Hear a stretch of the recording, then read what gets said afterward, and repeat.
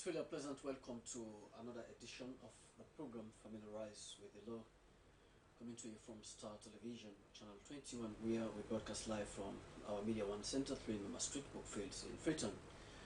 My name is Abdul Rahman Kamara. The Human Capital Institute Sierra Leone is presently planning its annual Human Capital Development activities slated for Monday, the 13th of May 2019. The event is aimed at raising the levels of human capital management and development, including the quality of human resource in Sierra Leone. The upcoming event, the reason for holding it is to help provide a youth-led empowerment initiative in the areas of business entrepreneurship. I have the privilege to have with me in the studio an international trainer in business organization, a coach and mentor with little over 40 years. That's how I welcome Professor Job in the studio. Professor? Thank you. Good to have you in the studios. Yeah, okay. And welcome to Sierra Leone. Thank you very much. Great. Also here is the founder and director of Human Capital Institute Sierra Leone, Al-Hassan Toure. Yes, good evening, and then thank you for hosting me, Abdulrahman. Let's begin to look at preparation for this planning event on Monday, the 13th of May 2019, which has a central theme: educate, strengthen, and empower them to find employment. Yeah. How important is this event? All right. This event is important because we expect our panelists or our participants at the end of the day to have acquired some skills and the knowledge in the various areas that or the various courses that will be taught at the event. And it is important because at the end of the day, once you participate in the event, you hope to have come out with something meaningful, and then something that will also help you in your day-to-day work, something that would also support your various institutions that you're coming from, and you also have the opportunity to interact with international coach, an international coach with a little over 40 years experience working as CEO, a managing director, university lecturer, now retired, and is still providing ongoing support. And then you have the opportunity as well to meet with local facilitators, including myself here, people who have got wealth of experience working across sectors, to share their experience with you and then see how we can improve on the level of our human resource capability. Okay. Let me bring in Professor Job. The event, in the views of many people, is a gathering of thoughtful professionals from around the country who shares a common interest in practical solutions for sustainable development through human capital development. And by extension, it will also focus exclusively on one of the most important development trajectory of our time. How do we create human capital development innovation ecosystem worldwide? How important is human development capital? I think it's very, very important for, generally speaking, it's important for developing people, yeah? And especially in Africa, in Latin America, and also in Southeast Asia. But now we are in Africa. And I committed with the Ministry of Foreign Affairs in Holland, and they organized with experts, experts in Holland, special teams, to bring knowledge to the developing countries, and to bring knowledge that's the best way of development, the best way for helping. It's in the past, some programs, the fundament was bringing money, but now it's bringing knowledge. And it's an honor for me to be now for the first time in Freetown. Freetown in the past have had a lot of problems, and the last, 5 years ago with the Ebola illness, was terrible, yeah. And now they have to grow up again, and it's an honor for me when I'm able to help them, and special to help HCI, Human Capital Institute. And in the word, yeah, the name of the organization is very important, is human capital. Yeah, it's always going about people. When you have to change, when you have to develop, when you have to reach some goals, that's my experience, yeah, actually it's my opinion, it's always going about people. It's never go about instruments or that kind of ways. It's always going about people. And I have, yeah, at this moment I worked 57 years, yeah, active 57 years. I started on my 15th, yeah, when I worked in a post office as a desk employee. And then I made intern career, and later I made my studies, university studies, beside my working, and then became management experience. I did research over the world for more than 90 organizations from Holland all over the world. And I worked in developing countries, and I contribute in a lot of projects. One of the last projects was how to make a woman in South Africa, in the townships, independent. How to create female entrepreneurs. That is self-reliant. Yeah, yeah, and that's for me. That's also my inspiration, and that's my motivation to do. I'm here now. I'm here as a volunteer. So I stopped my activities in Holland for 2 weeks, and now I'm here special for with. Professor, there is always a mismatch when people talk of the unemployment trend in most African countries. Looking also at the question of employability, the job market does not, in most cases, prepare the individual to fit within the context of him being employed. Yep. And there's a reason that a spike in the level of unemployment. How can that yoke be broken to a point that you'll have people become pretty much employable? I understand the question. We have the same problem in Holland with the refugees. In Holland we have a lot of African people. They come to Europe, to Holland, yeah, for to create a new life. And then they come to Holland, and there is a big mismatch also in Holland. Yeah, what shall we do with the refugees? I developed a program in Holland that was totally on the way other mindset.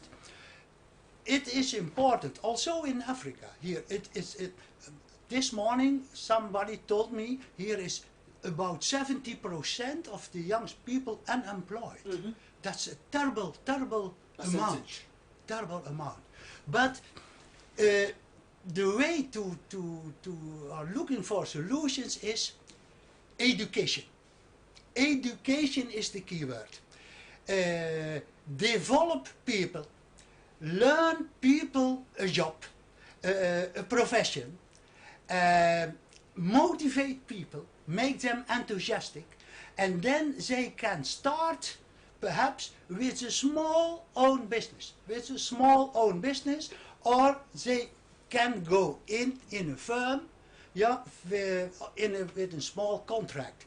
And when you became the chance to participate, real participate, and you earned money, when you participate, you're learning the job better, you're learning the norms and values in that area, and you learn also speaking in the right language there.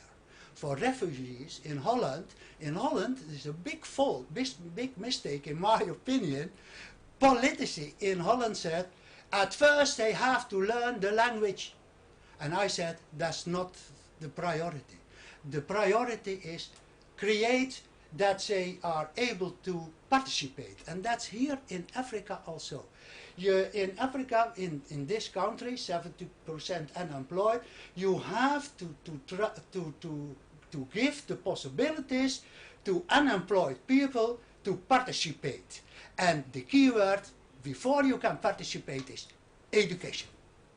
That is the only solution, education.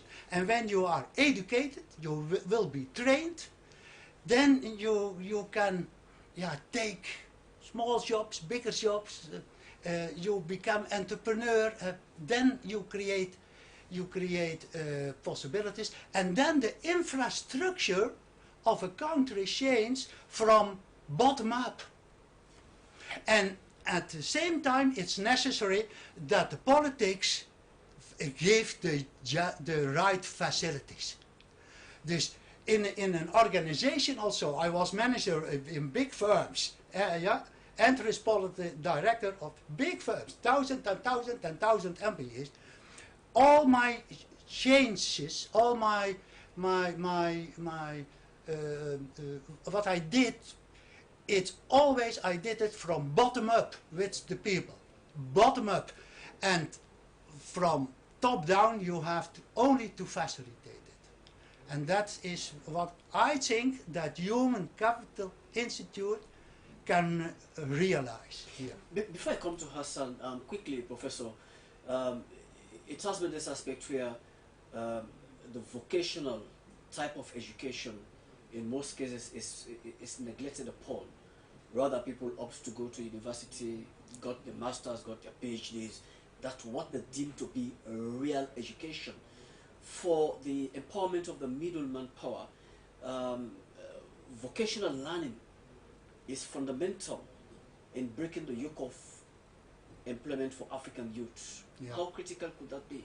Yeah, that is critical because that's in South Africa, especially in South Africa, there is on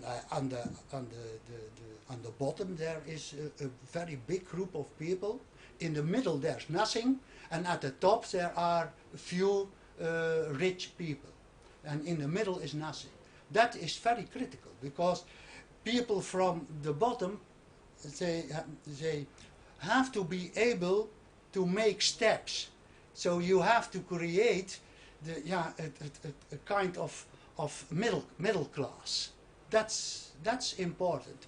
But I think when Human Capital Institute educate people and not only learn them the content of a profession, but learn how to think about that, the mindset, change the mindset, and then people by themselves create the new middle class. They do it by themselves.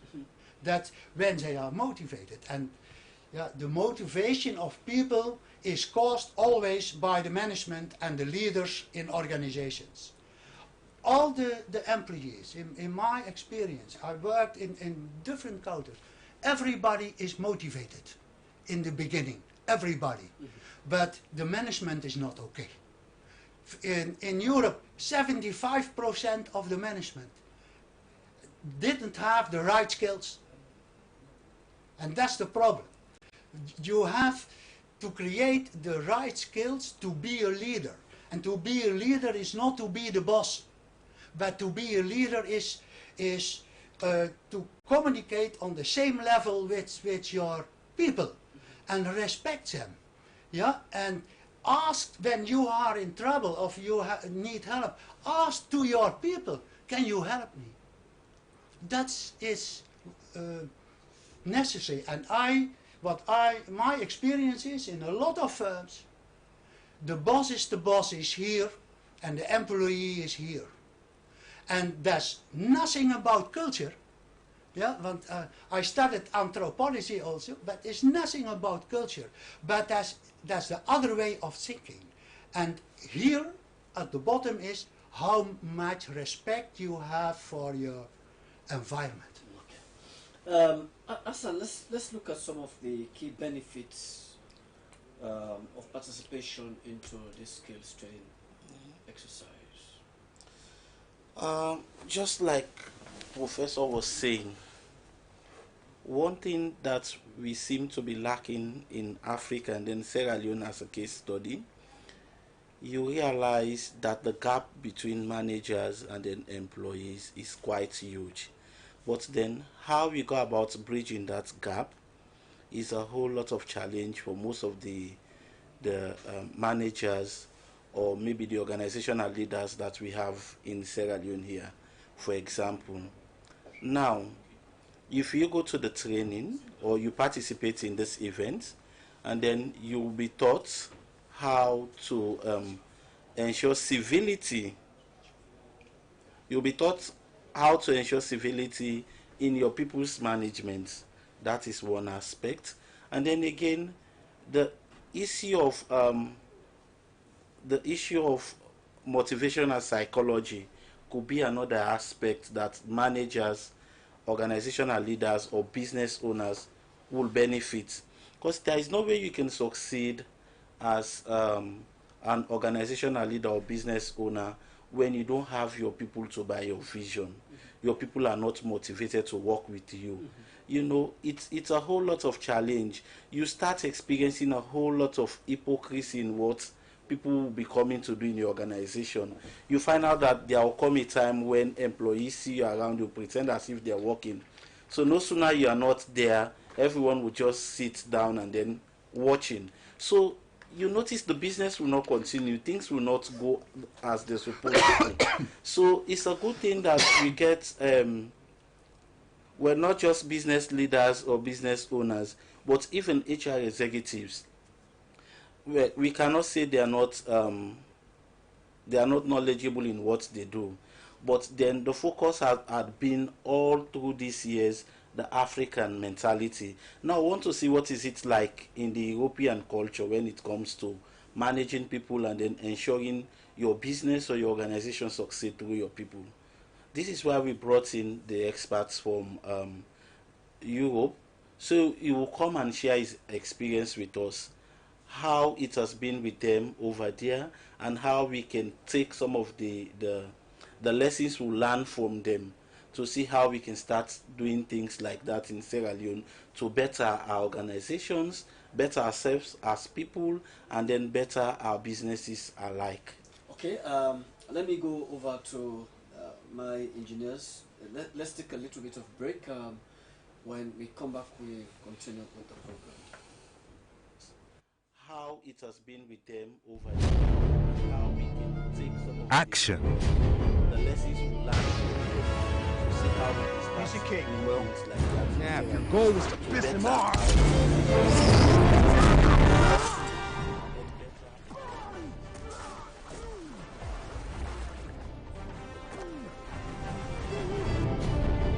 Comedy.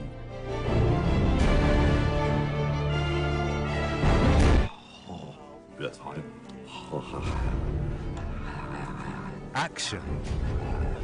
Like I keep it 100. When have I never kept it 100?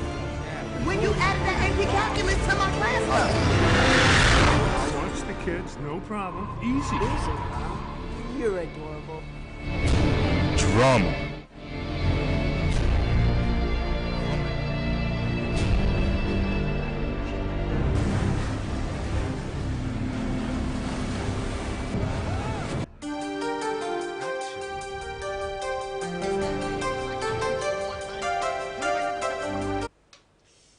Welcome back from that break. This is how I welcome another studio guest, Professor Sheku Jibril Kamal. Welcome to the program. Thank you. Professor is a board of advisor and also the strategist for this organization. I'll come to you, Professor. Okay.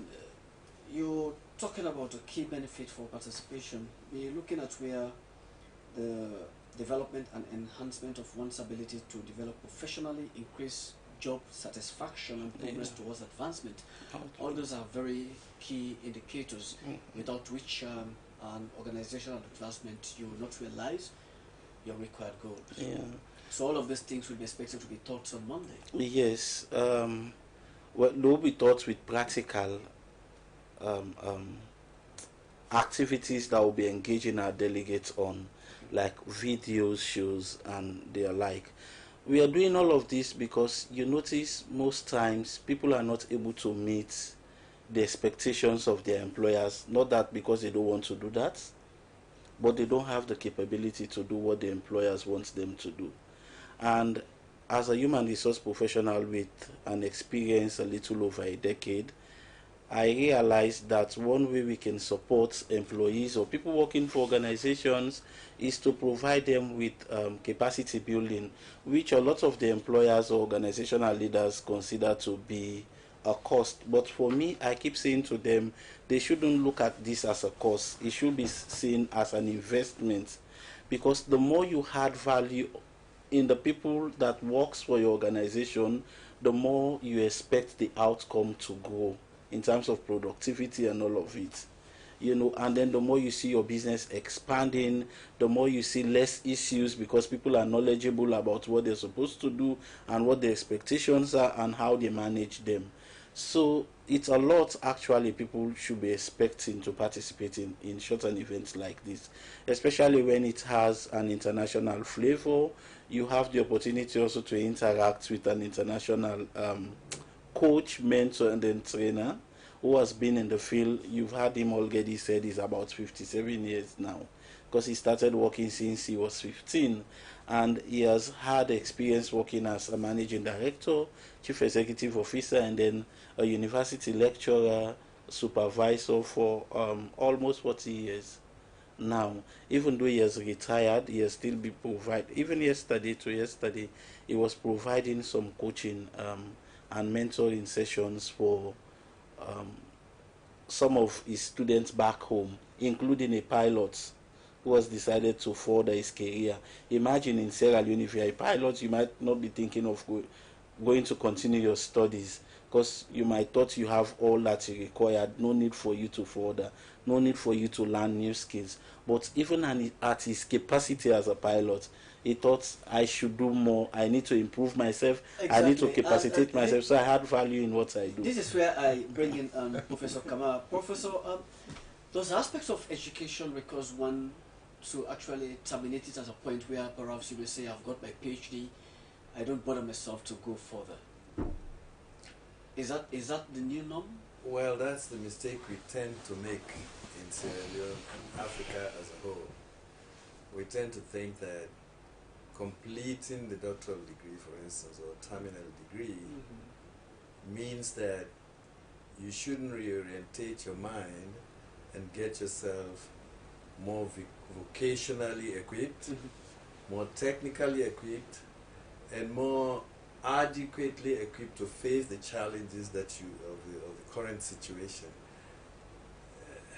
Degrees are academic, and we can have all the degrees we have, but if we cannot translate that information to vocations, really, you know, where we use our hands in coordination with our brains to translate what we've studied into actual progress, then there is a problem. I agree. Yeah, okay. May I say? Yes. Because when I worked at the university for 14 years, full time, and I guided students with their thesis, and at the end they become the diploma, the degree, and then is a big party, and then they started in firms. And I started, and I was the only one at the university in Amsterdam, I started to the first year students to tell them when they reach the degree, then it's the start. Then is the start. And you are developed for the positions, the high positions in firms, with your level of education. And when you are started at work with a diploma, with the degree, 80% of your activities is going about small things. Yeah. About small things. Because they started a job, they are enthusiastic and say, now I can change the world. In a few time, high educated people, that is the biggest mistake of the small medium enterprises, yeah, when you are high educated and you are a good worker, you became a function in a leader position, and then you are the leader, a small leader, the first leader position, and 80% of your activities with your study is help the people with small problems. Just my shoe is not okay, the coffee is not okay, yeah, and that is to help them. And when you are able to help them, and in the same time to make them aware that they increase from small problems to bigger problems, that's developing people, that is your profession when you became leadership. If I may add one thing. Yes, Prof. Yes. What we're missing in this country is the development of the mid-level manpower. I was just talking to Professor Jube about it. Yes. There has been over time this neglect about vocational learning, pretty much so, where people do concentrate on just getting their bachelor's degree, their master's, and also PhD, forgetting that there is an attached relevance to vocational institutions that caters for the middleman power. But over time, I was going to ask you the question. You've been around. You've got a wealth of experience managing people through supportive supervision. Why most times the leaders embark on what they call performance contracts to ensure effective delivery of service? Okay. If you'd let me just spend 30 seconds Yes. to explain first of all the mid-level manpower You have the vacuum. Yes, you have the liberty now. Yeah. In the United States, for instance, the first 2 years of university, or there are some colleges, in community colleges, that are focused on training, obviously the degree eventually, but on hands-on vocations, carpentry, electricians, mechanics, welders, and so on and so forth. So when you go, that's the first hands-on. If you extend that to the mid-level manpower dearth we're talking about in this country, your plumber, your electrician, your carpenter, your mason, and so on and so forth, none of them would be able to show you a certificate of practical qualification. Meaning, we have ignored the importance of getting those people certified in the regular educational realm. It should not be separate. It should be within the regular education system. If you make it separate, then make it even more attractive to cater to the best brains. We need to focus on that. Now to the question. Question being, why would people focus on performance contracts? Yeah. The performance contract really shows a lack of thorough supervision. To me, I'm looking at it the other way around. It does not show thorough supervision, because it shows that the supervisor and the supervisee have not technically been working out according to the original terms of reference.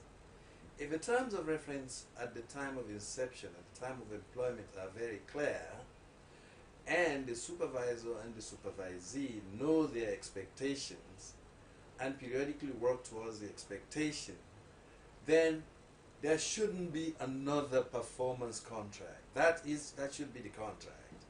and the periodic assessment of the development of the individual. Again, I focus on the individual, not necessarily the work they perform. The work that they perform should enhance the development of the individual. So, if all of this work towards the development of the individual, then the goals would have been met. When I supervise, I tell people that my primary responsibility is to make you improve. I don't want to keep you in this job forever. I don't want to keep you any longer than your improvement requires. Mr. Toure would bear that, and others. Once you improve to a certain level, I encourage you to move to higher heights. And that is, that mobility, that advancement of the individual, whether in vocation or knowledge, is really what satisfies the performance. Well, Professor Job raised a question. He said when he came to Sierra Leone, he got a striking statistics of young people that 70% of them are unemployed. But we're looking at the variance, the question of unemployment and employability. Yeah. What have you done to attract employment? If it is lacking, then definitely you can fall within that bracket of not being employed. Absolutely. So how can that yoke be broken? Okay. There has been a kind of obvious mismatch. Yeah. Employability simply means the individual needs to have both the knowledge and the technical ability to be employed. That's right. The university gives you the knowledge, at least in our system. But I'm saying the university should give you more than the knowledge to be able to use your aptitude, directed training obviously, to be able, once you graduate, to be able to get into a vocation. One thing our professor said, during one of our classes, it wasn't really the graduation, he said our responsibility is to train you and get a degree, but we don't have a responsibility to ensure that you're employed. Yeah. Now I think there's a gap there. Yeah. Serious gap. Yeah. In the developing situation in Africa, in Sierra Leone specifically, we have to do both. The university has to have a responsibility to provide the appropriate training to empower that graduating individual either to be employed or to start their employment. And employability has been the critical thing in this country. Until we can restructure our training, our mentality about training, and of course there's going to be a whole lot of government support, private support and all that, until we can do that, we have a serious employment mismatch, and employability will continue to be a problem. I did some work, we have about youth in this country is about 40%. 40% of the population of this country. And if 70% of that 40% are unemployed, that's a serious problem. Professor Job, but excuse me. Yeah, I know you not very long. We meet for the first time, but I 100% agree with you. Yeah, education is okay, but follow courses, follow your study at the same time at your work. Absolutely. Absolutely, that is important. I started work on my 15th in Holland. On my 15th, I was desk employee on a post office, yeah. Okay. And then I made my career, and I did all my studies beside my work. And I was director of a big part of Holland from a logistic firm, big logistic firm, and then I was there. At first, I was their HR director. And when I was HR director, I went to school in the evening and on Saturday to follow the course HR. And in the evening and on Saturday, I was sitting in the classroom on this side, and during the day, the direction of that institute asked me, Job, you are HR director. Can you give some lectures here? Yeah. And during the day, I get to the other side and I talked with students, which they are following the day program. And in the evening, I'm sitting on the other side. So always, I did my That is beside working. And that is good for integration. Absolutely. Here, for the integration.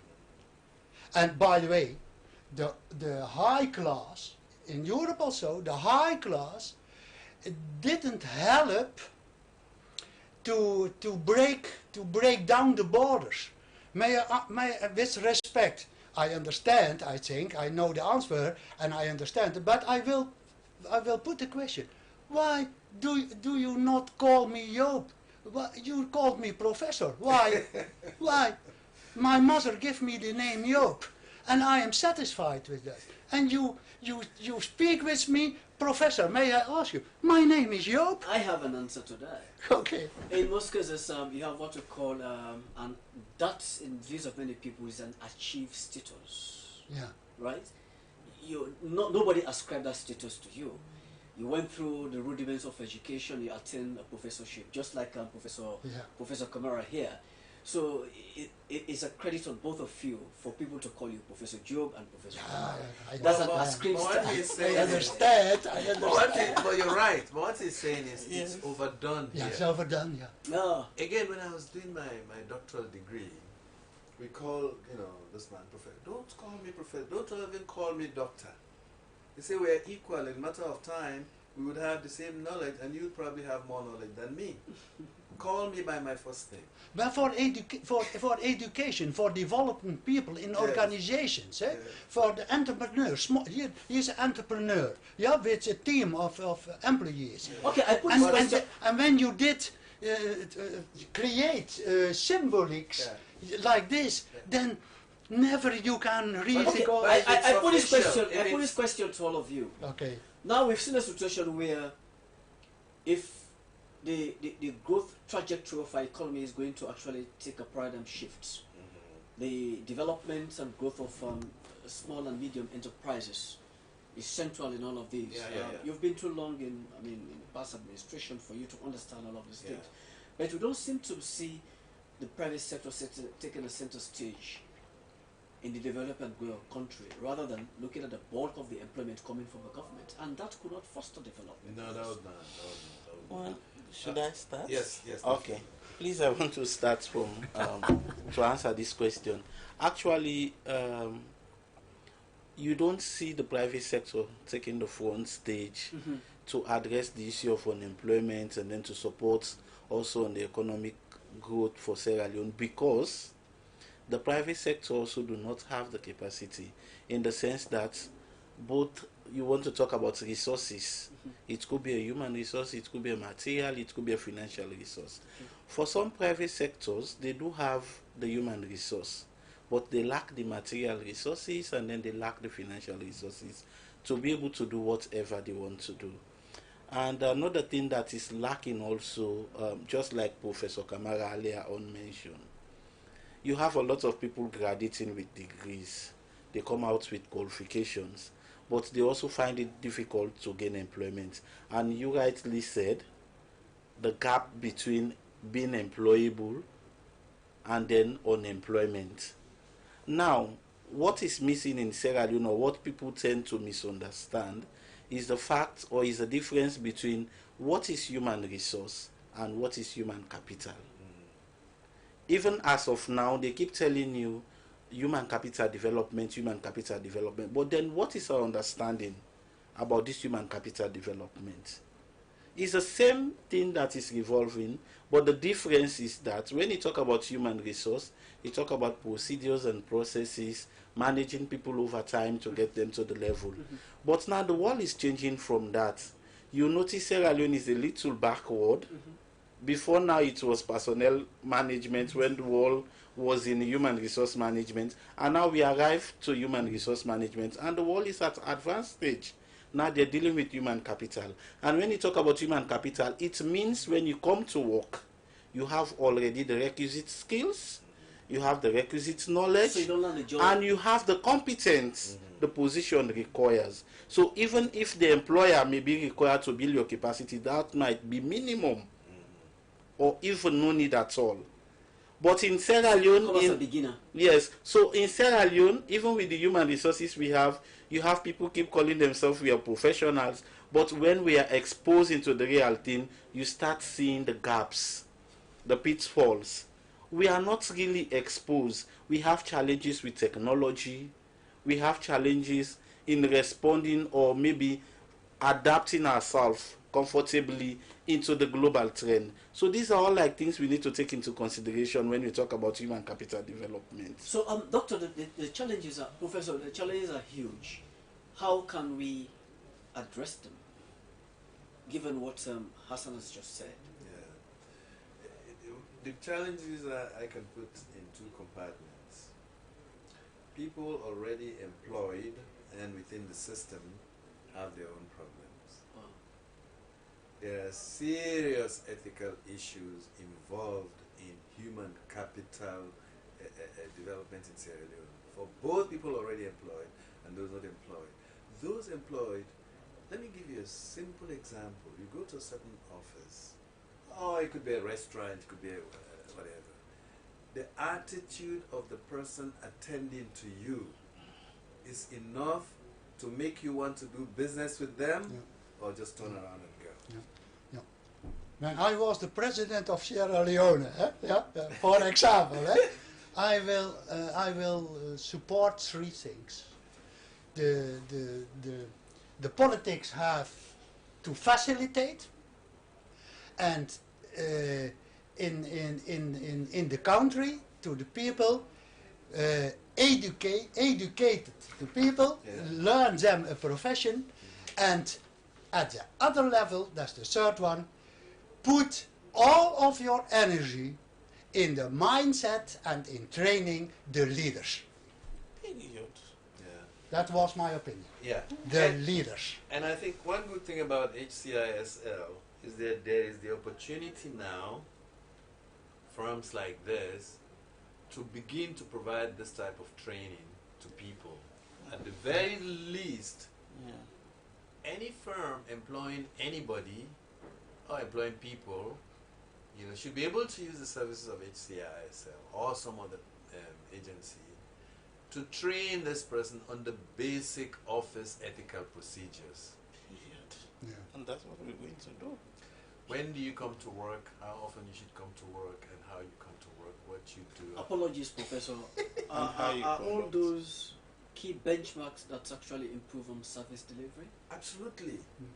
Absolutely. I have vowed, I've gone into some situations here, and I've vowed never go to them again because of the attitude or the lack of training of the person that's attending to you. That is over 50% of the improvement or growth of a firm. Customer relations, customer service, and therefore it applies directly to the office environment. That's one big one in the employed people. Then when you come back now to the unemployed people, we have, you talked about paradigm shifts, we have a big problem in this country in the sense that how do you change the mentality of somebody who is not genuinely interested in working but wants to be supported to one that genuinely wants a job and wants to understand how to keep the job. And, okay, Professor mentioned earlier on about reading about 70% unemployment in Sierra Leone. Now, I will respectfully differ from that on the following based on the following reasons.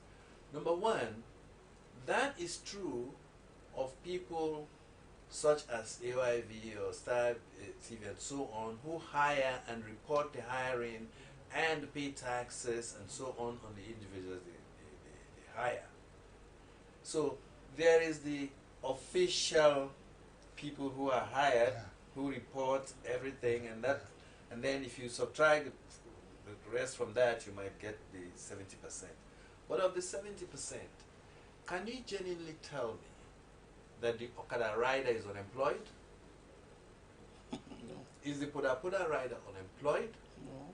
Is the driver of other vehicles who doesn't pay taxes and is not licensed to pay taxes unemployed?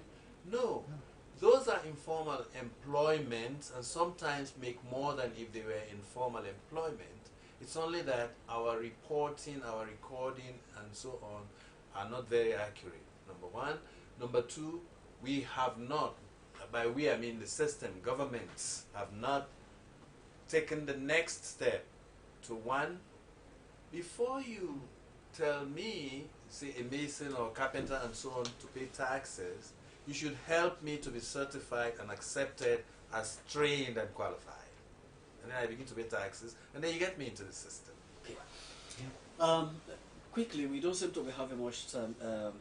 Professor Joe, the argument about the flights of qualified personnel leaving the shores of Africa going to Europe grossly affect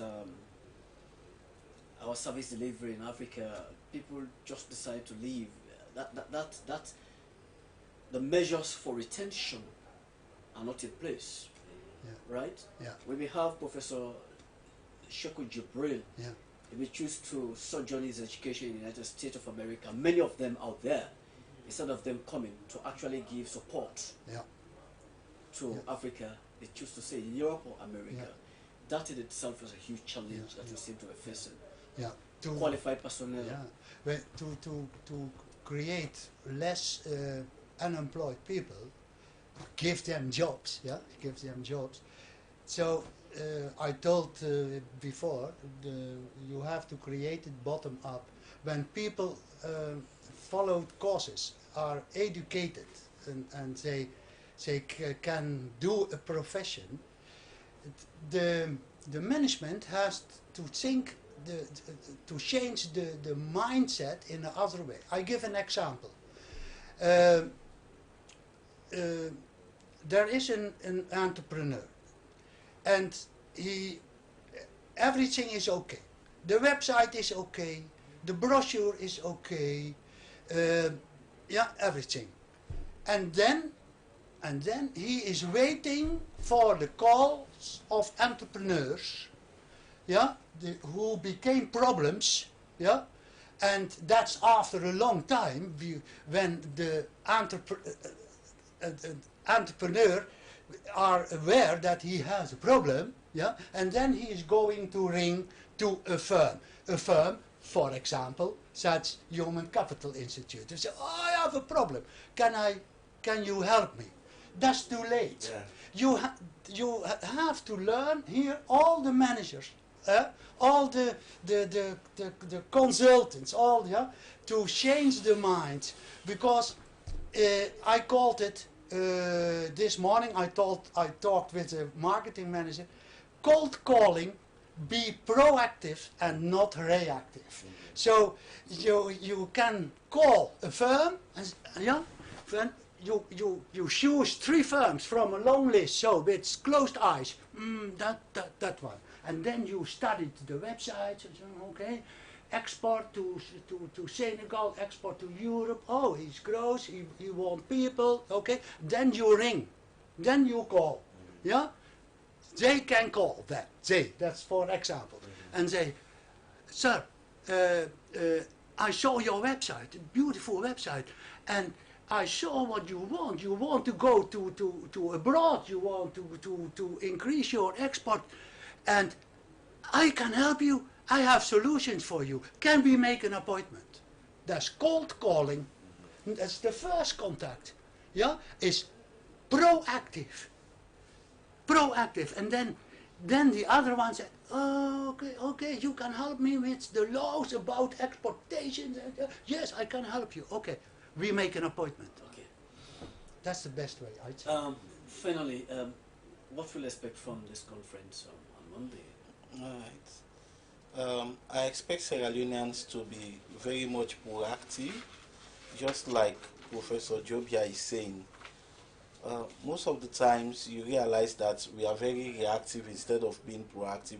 We wait until something happens, that's when we get up to do something. But in this case, I want to encourage everyone viewing us now. This is an opportunity for you. You might not get this opportunity again, probably. But if you make use of this opportunity, it's going to help you, not just for your career purposes, but as an individual, it's going to add value on you. You're going to learn new things, and then you're going to have additional skills and knowledge in what you'll be doing. So I want to encourage everyone to participate. Okay, Professor, quickly, what could be your closing remarks? My closing remarks are that we know we have a problem in this country in terms of employability, but when one gets the job, there is also a problem of how well they can be capacitated to perform the work, to keep the position, and get kept by the management. I think this training will provide a good deal of that information and a good deal of that assistance to people who attend it. Okay. One thing I didn't mention, I think I have an obligation to mention here is, we mentioned ethics, but what we also haven't mentioned is, which the HCIs and so on can do, is how to train the individual basically to get themselves ready to be able to apply and get a job. You know, and that is a second level of training that Yes, I look forward to. Okay, thank Yes, you. Professor? Yeah, I have special knowledge. You have special knowledge. You have special knowledge. You have. Everybody has special knowledge. I have not more knowledge. I have other knowledge. And the student has not less or more knowledge, but other knowledge. And I try always to make them enthusiastic at first, yeah, motivated, but create a new awareness about your own possibilities. You are the leader of yourself. Yeah, that's important, and there are a lot of chances. And when you can create with people, say, focus on a goal, when you have a goal and you believe in the goal, then you reach the goal. And that is what I will share with people. And that I expected from that. I want to thank all of you so much for sparing your time being part of this program.